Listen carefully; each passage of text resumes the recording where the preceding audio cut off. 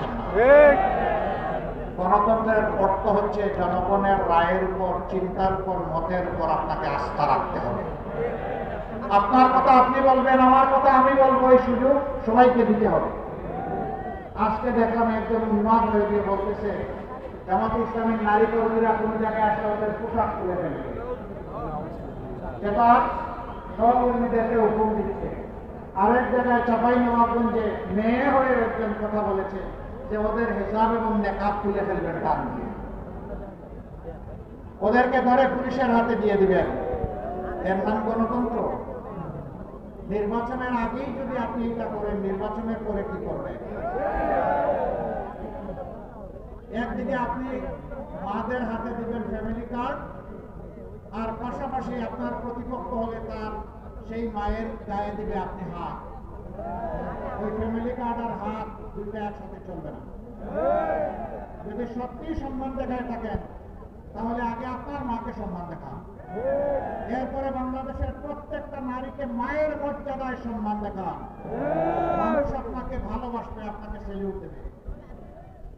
আমি বলে দিতে চাই, আমাদের জীবনের চেয়ে মায়েদের ইজ্জতের মূল্য আমাদের কাছে অনেক বেশি।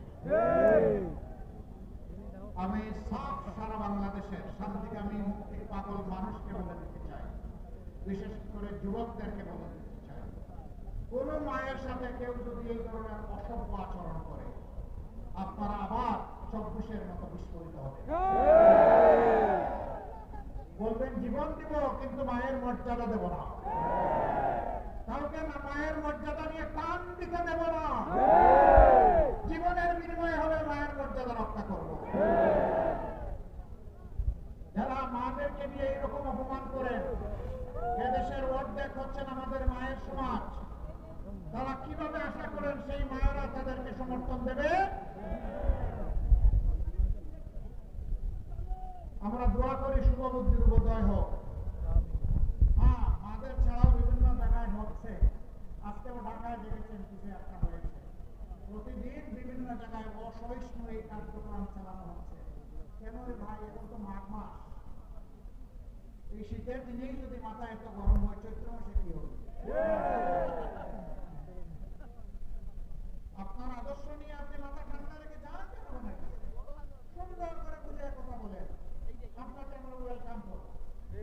কিন্তু আপনি গায়ের জুড়ে সেই ফেসিবাদী কায়দায় আবার নির্বাচনকে চলে বলে কৌশলে নিজের ইচ্ছা মতো প্রভাবিত করবেন। এখনকার যুব সমাজ 24-এ চিৎকার দিয়ে ঘুমাইয়া পড়ে।